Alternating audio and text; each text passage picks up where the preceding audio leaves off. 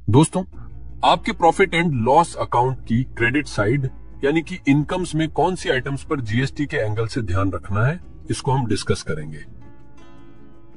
सबसे पहले अगर आपके प्रॉफिट एंड लॉस अकाउंट में taxable sales and exempt sales दोनों आते हैं और इन एग्जेम्प्ट सेल्स के लिए आप कोई एक्सपेंस कर रहे हो और उस पर जीएसटी की आईटीसी क्लेम कर रहे हो या टैक्सेबल और एक्सेम्प्ट दोनों सेल के लिए कोई कॉमन एक्सपेंस हो रहा है और उस पर जीएसटी की आईटीसी क्लेम कर रहे हो, तो आपको रूल 42 को ध्यान में रखना है।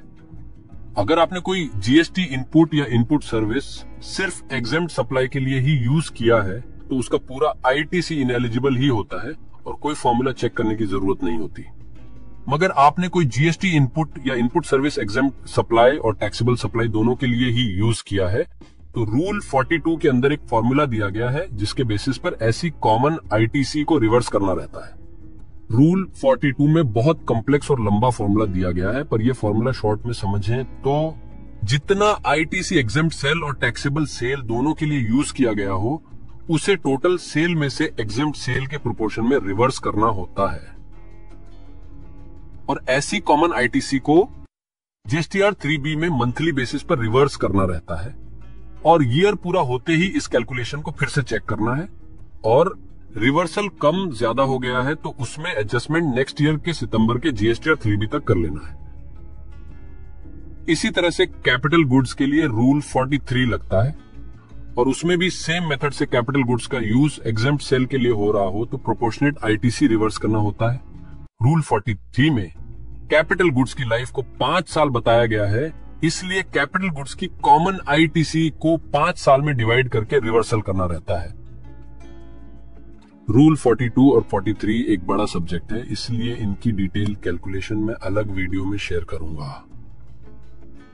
दोस्तों, आपके प्रॉफिट एंड लॉस अकाउंट में कसर इनकम यानी कि आपने अपने कस्टमर को सेल किया 9,800 का और कस्टमर ने आपको दिए पूरे 10,000 और आपने 200 रुपए को कसर इनकम में डाल दिया।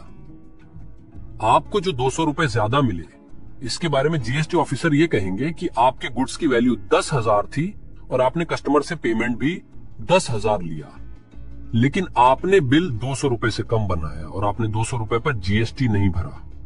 तो इस केस में प्रैक्टिकली जीएसटी ऑफिसर कसर इनकम पर भी जीएसटी डिमांड कर रहे हैं और इसके अगेंस्ट में आपके पास आर्ग्यूमेंट करने के लिए कोई पॉइंट भी नहीं रहता। अगर आपने अपने कस्टमर को ये 200 रुपए कैश में रिफंड कर दिए हैं तो आपको अकाउंट में रिफंड की प्रॉपर एंट्री डालनी चाहिए। अगर ये कसर में आता है तो जीएसटी की लायबिलिटी आ जाएगी। उसी तरह आपके क्रेडिटर्स यानी कि आप जिनके पास से परचेस कर रहे हो उनको आपने पेमेंट कम दिया या तो पेमेंट दिया ही नहीं और आप उस आउटस्टैंडिंग अमाउंट को क्रेडिटर्स रिटर्न ऑफ इनकम में या फिर कसर इनकम में क्रेडिट कर देते हो तो जीएसटी ऑफिसर्स इस पर भी जीएसटी डिमांड करेंगे, क्योंकि यहां पर क्रेडिटर्स को 180 डेज में पेमेंट करने वाला रूल 37 एक्टिवेट हो जाता है। रूल 37 के अकॉर्डिंग आपको अपने क्रेडिटर्स को 180 डेज में पेमेंट करना होता है और अगर पेमेंट नहीं कर पाते तो आपने जितना पेमेंट बाकी है उतना प्रोपोर्शनेट आईटीसी रिवर्स करना होता है और बाद में जब क्रेडिटर को पेमेंट करते हो तब आप आईटीसी ले सकते हो। अगर आपको अपने सप्लायर से डिस्काउंट मिला होता है इसलिए आपने पेमेंट नहीं किया होता तो आपको कमर्शियल क्रेडिट नोट्स लेकर इस फाइनेंशियल डिस्काउंट को परचेस डिस्काउंट या फिर परचेस डेबिट नोट के अकाउंट में डालना होता है, ना कि कसर इनकम या क्रेडिटर्स रिटर्न ऑफ। क्रेडिटर्स को 180 डेज में पेमेंट करने वाले रूल पर भी डिटेल में वीडियो आप चैनल पर देख सकते हो। अब सेल्स के डिस्काउंट की बात करते हैं। सेल्स पर डिस्काउंट के लिए जीएसटी में 2 सिचुएशंस आती हैं। पहली ये कि आप जब इनवॉइस बना रहे होते हो तब इनवॉइस में ही 10,000 का माल हुआ और उस पर 1,000 का डिस्काउंट लगा दिया और नेट 9,000 पर आपने जीएसटी चार्ज कर लिया। एक मेथड ये हो गया और दूसरा मेथड ये कि इनवॉइस भी बना दिया और डिलीवरी भी हो गई, उसके बाद क्रेडिट नोट से डिस्काउंट देना चाहते हो। तो यहां पर फॉर एग्जांपल 10,000 का ओरिजिनल बिल था और बाद में इसमें से 1,000 का डिस्काउंट देना है, तो क्या अब इस 1,000 रुपए के डिस्काउंट पर जीएसटी एडजस्ट कर सकते हैं? दूसरे शब्दों में, क्या हम डिस्काउंट के लिए क्रेडिट नोट देंगे तब डिस्काउंट पर जीएसटी आउटपुट रिड्यूस करनी है कि नहीं? तो यहां पर इस 1000 रुपए के डिस्काउंट के ऊपर जीएसटी रिड्यूस तभी होगा जब दो कंडीशन सेटिस्फाई होती। पहली कंडीशन ये कि माल बेचने से पहले आपके कस्टमर के साथ डिस्काउंट को लेकर कोई अग्रीमेंट हुआ है, जैसे कि फॉर एग्जांपल आपने कस्टमर के साथ डील की थी कि आप इस बार परचेस इस रेट पे कर लीजिए, अगर आप और भी ऑर्डर लिखवाते हैं तो मैं बाद में इस वाले सेल पर 1000 रुपए का डिस्काउंट कर दूंगा। साथ में ये डिस्काउंट किसी इनवॉइस के रिलेशन में लिंक्ड भी होना चाहिए। और दूसरी कंडीशन यह है कि आपके इस डिस्काउंट पर जितना जीएसटी आउटपुट रिड्यूस करने को मिलता है उतना कॉरेस्पॉन्डिंग अमाउंट आपके बायर को रिवर्स करना रहेगा। अगर उसने डिस्काउंट के क्रेडिट नोट पर आईटीसी रिवर्स नहीं किया तो आप भी 1000 रुपए के डिस्काउंट पर अपनी आउटपुट टैक्स लायबिलिटी रिड्यूस नहीं कर सकते। तो ये दोनों कंडीशंस फुलफिल होती हैं तभी आप डिस्काउंट पे जीएसटी एडजस्ट कर सकते हो, वरना आपको without GST financial credit note ही इशू करनी पड़ेगी। मान लीजिए फाइनेंशियल ईयर 25-26 में आपने कोई सेल्स किया, उसका गुड्स रिटर्न होता है या गुड्स में डिफिशियंसी की वजह से क्रेडिट नोट इशू करने की सिचुएशन आती है, तो यहां पर जीएसटी वाली क्रेडिट नोट बनाने की और जीएसटीआर 1 में अपलोड करने की मैक्सिमम लिमिट नेक्स्ट ईयर के नवंबर मंथ की 30 तारीख तक ही दी गई है। इसके बाद आप गुड्स रिटर्न लोगे तो सेल्स रिटर्न पर जीएसटी रिड्यूस नहीं कर सकोगे। ऐसे केस में सॉल्यूशन के तौर पर as a general practice sales return की जगह पर परचेस इनवॉइस भी लिया जाता है।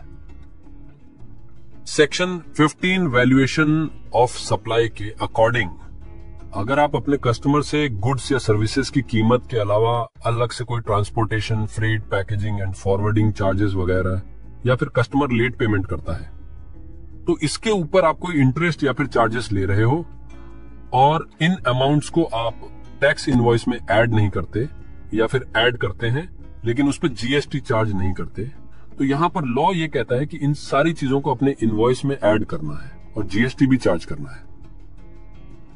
अब बात करते हैं क्लोजिंग स्टॉक्स की। आपके गुड्स के बारे में मैं दो बातें बताना चाहूंगा।